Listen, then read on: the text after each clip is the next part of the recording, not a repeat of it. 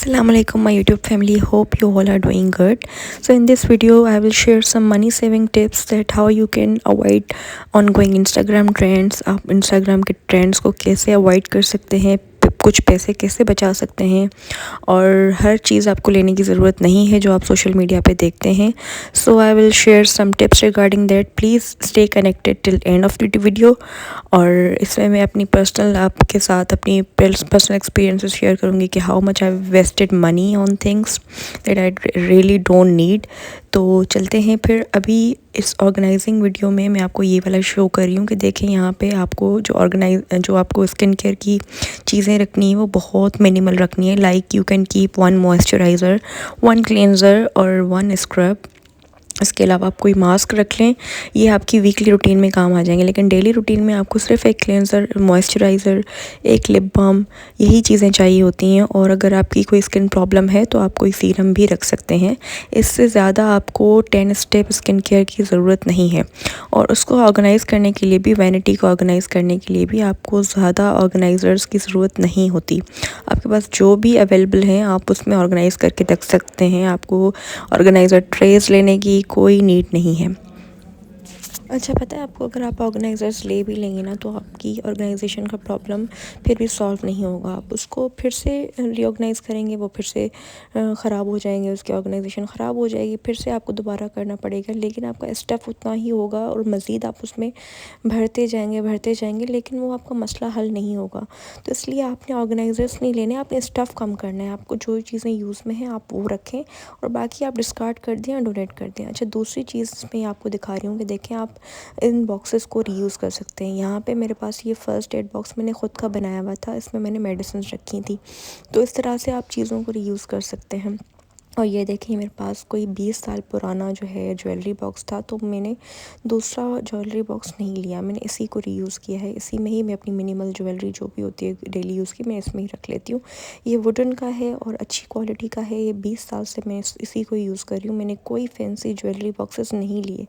तो इसका मतलब ये है कि ऑर्गेनाइज़र्स जो हैं आपका मसला हल नहीं करते. आप बस जो चीज़ें हैं आप उसी को ही रीयूज़ करें और एक्स्ट्रा स्टफ़ को आप डिस्कार्ड कर दें, डोनेट कर दें. या अच्छी कंडीशन में है तो आप उनको सेल आउट भी कर सकते हैं. कोशिश करें कि अपनी चीज़ों को लॉन्ग लास्टिंग बनाएं, उनको लंबे अरसे तक यूज़ करें ताकि आपको उनको बार बार रिप्लेस करने की नीड ना हो. क्योंकि आप जब तक बार बार लेते रहेंगे, लो क्वालिटी की चीज़ें लेंगे तो आपको बार बार रिप्लेस करने की नीड होगी, आपको बार बार लेनी पड़ेगी. आप कोशिश करें एक बार चीज़ लें लेकिन अच्छी ले लें. तो इस तरह से आप अब घर में आपके पास काफ़ी सारी ऐसी चीज़ें पड़ी होंगी लेकिन आप वो यूज़ नहीं कर रहे होंगे. आप एस्थेटिक्स के चक्कर में आपने नए ऑर्गेनाइज़र्स लेने हैं. आपने देखें, आप इंस्टाग्राम खोलेंगे तो न्यू ऑर्गेनाइज़र्स इतने भरे पड़े हैं कि किचन के ले लें, आप ज्वेलरी के ले लें, वैनिटी के ले लें. इतने ऑर्गेनाइज़र्स आपको नीड नहीं है. So use what ever you already have. अच्छा जी, दूसरा टिप है कि अगर आपको किसी चीज़ की नीड है तो आप कोशिश करें कि आप पहले सेकंड हैंड लें. अगर आपको सेकंड हैंड चीज़ अच्छी कंडीशन में मिल जाती है, वो जो कि कम प्राइस में होगी और अच्छी कंडीशन में होगी, तो आपको फुल प्राइस पे लेने की नीड नहीं है. उससे भी आप काफ़ी पैसे बचा सकते हैं. लाइक ये कॉट देख लें आप. ये मेरे बेबी के लिए कॉट मैंने सेकंड हैंड लिया था और इसकी कंडीशन अच्छी खासी थी. और ये ब्रांडेड कॉट था, फ्रॉम ज़ुबैदाज़ या हैबिट से था, लेकिन इसकी कंडीशन अच्छी खासी थी. तो ये देखेंगे कि ये चीज़ जो है ज़्यादा से ज़्यादा 2-3 साल ही यूज़ होनी है. उसके बाद बच्चे आउटग्रो कर जाते हैं, तो इस चीज़ की नीड पड़नी ही नहीं है.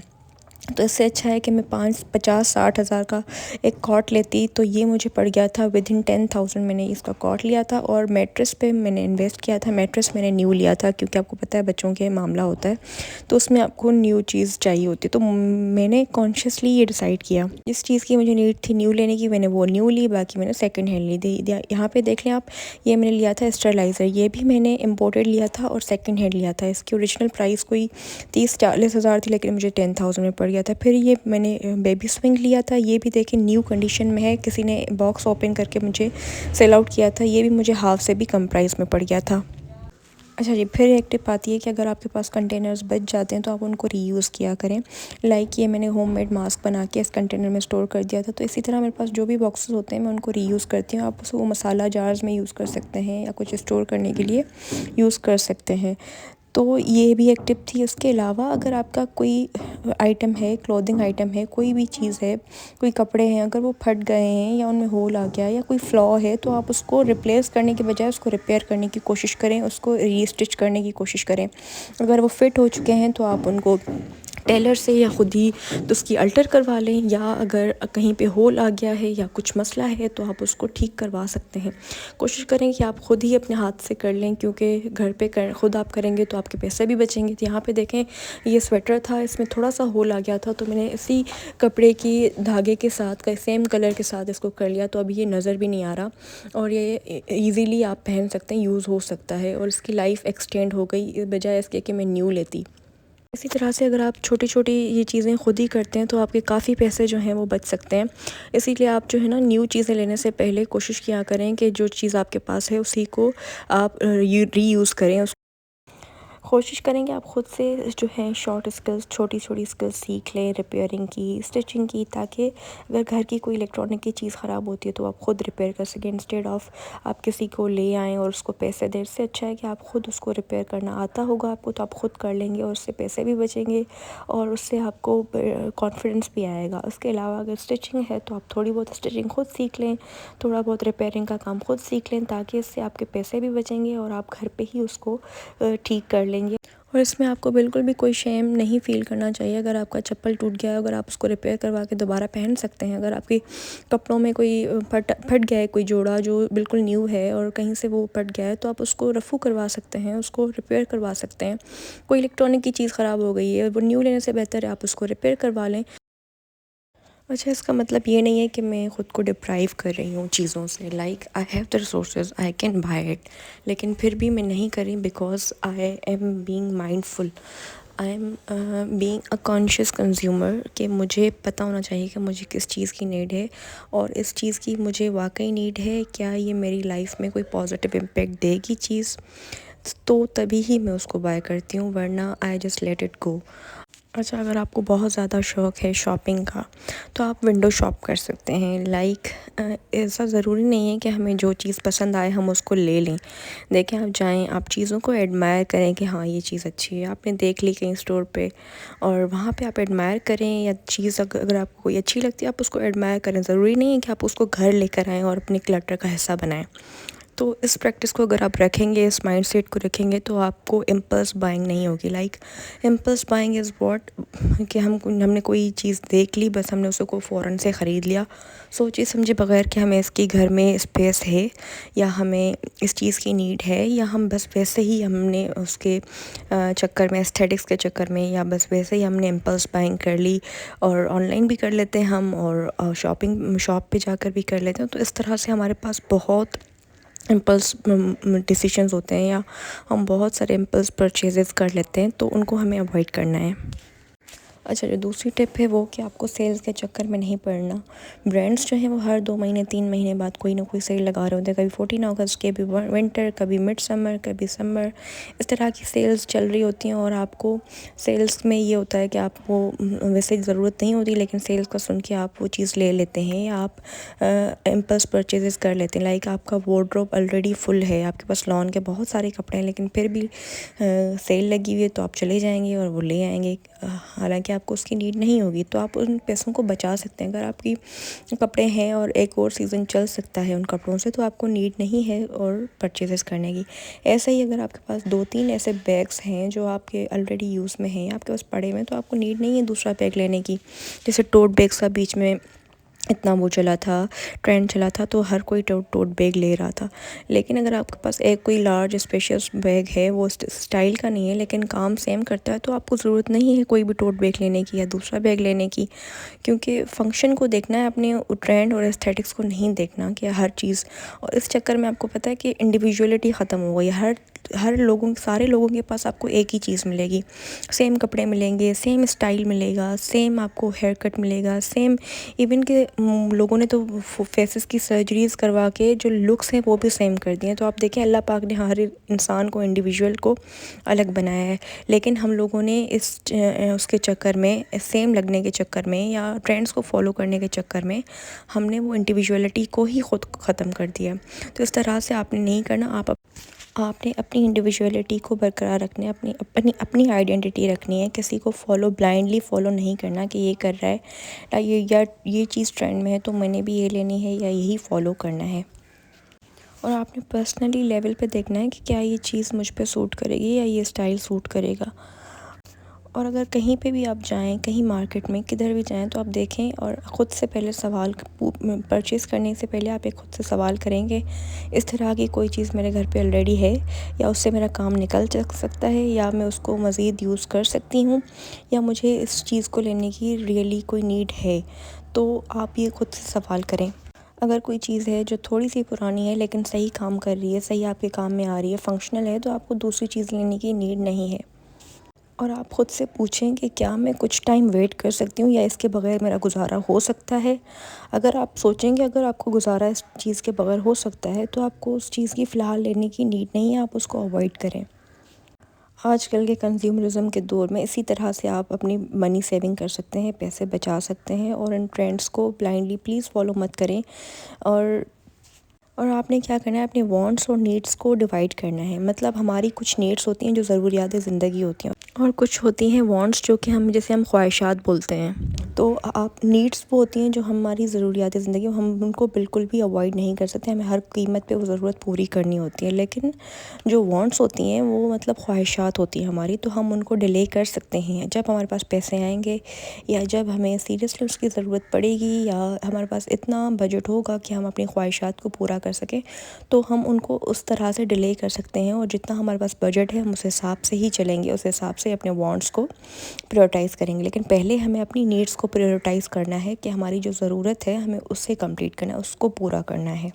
अच्छा, ये मोस्टली जो शॉपिंग होती है ना, वो हमारे डोपामिन हिट करती है, डोपामिन को हिट करती है। हमारे अंदर एक हैप्पी हार्मोन होता है जिसको हम डोपामिन कहते हैं। तो हमें शॉपिंग करने से खुशी मिलती है, वो डोपामिन रिलीज़ होता है। तो इसीलिए हम शॉपिंग करते हैं ताकि हम अपने हार्मोन्स को सेटिस्फाई कर सकें, डोपामिन हमें मिल सके, हम टेम्परेरी तौर पे खुश फील कर सकें।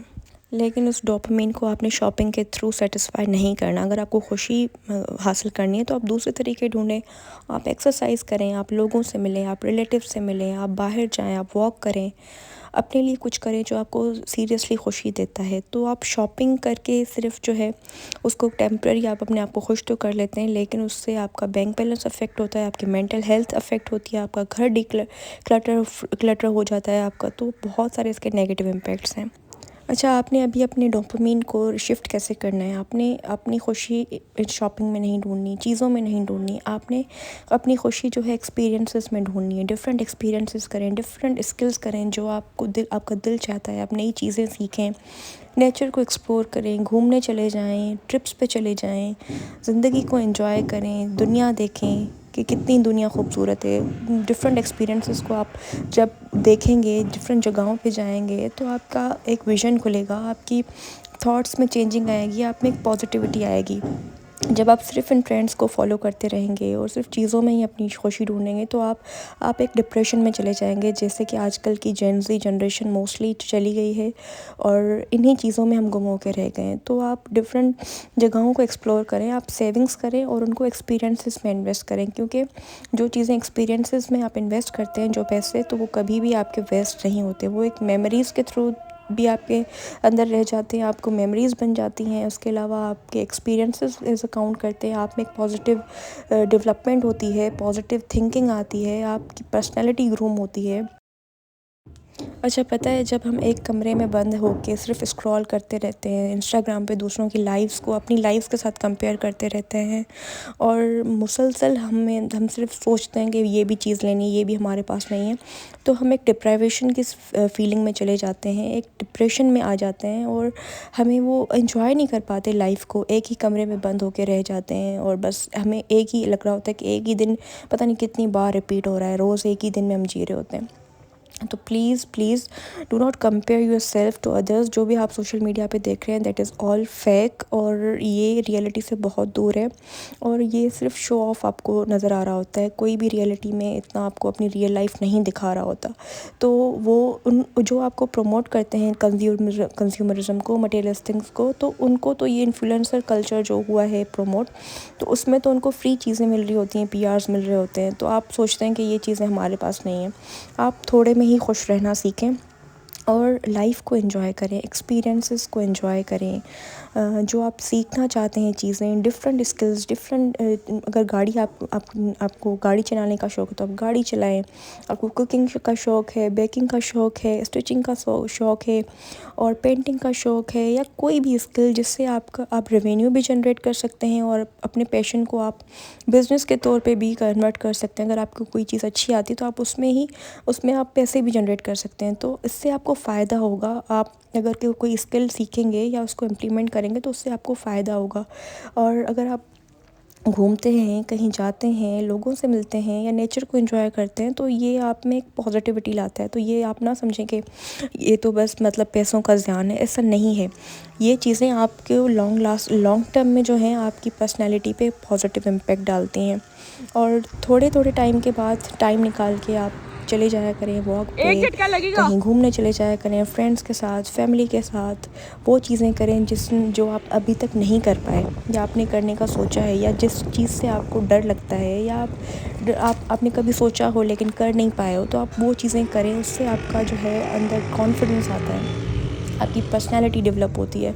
लोगों से मिलने से आपका पब्लिक स्पीकिंग फ़ियर ख़त्म होता है। सोशल होने, इंट्रोवर्ट अगर आप हैं तो बाहर जाएंगे, लोगों से मिलेंगे तो आपको सोशल एक्सपीरियंस भी मिलेगा। तो इन चीज़ों से आपके अंदर बहुत पॉजिटिव चेंजेस आती हैं। अगर आप थोड़ा सा जो है सोशल मीडिया से दूर होके, इन ट्रेंड से दूर होके और थोड़ा इंस्टाग्राम लाइफ से थोड़ा दूर होके अगर आप ये चीज़ें करते हैं तो आपकी लाइफ बिल्कुल एक डिफरेंट सिनेरियो में आ जाती है। होप कि आपको मेरी ये टिप्स और ये वीडियो अच्छी लगी होगी। आई थॉट कि ये चीज़ें मैं आपसे शेयर करूं, क्योंकि ये चीज़ें आपसे कोई भी शेयर नहीं करेगा। आप इंस्टाग्राम खोलेंगे, सोशल मीडिया खोलेंगे, हर कोई आपको कुछ ना कुछ लेने के लिए ही मोटिवेट करेगा कि you have this problem, you have this fear, तो आप उसको ओवरकम करने के लिए कुछ लें। लाइक जो चीज़ आप में नहीं भी होगी ना, कोई flaw, like your skin is perfect, but लेकिन सोशल मीडिया आप में ये फियर क्रिएट करेगा कि you have pimples, you have open pores, you have this problem. तो उसके लिए आपको different serums, different solutions, different creams recommend की जाएंगी ताकि आप लें। तो उसी तरह से आपको सिर्फ एड्स आपको बम्बार्डमेंट होगी कि आप ये चीज़ें लें। तो आपको इस कंज्यूमरिज्म का हिस्सा नहीं बनना। आपके फियर्स को टारगेट किया जाएगा, आपकी इनसिक्योरिटीज़ को टारगेट किया जाएगा, लेकिन आपको कॉन्शियसली डिसाइड करना है कि आपको क्या चीज़ लेनी है, क्या चीज़ नहीं लेनी।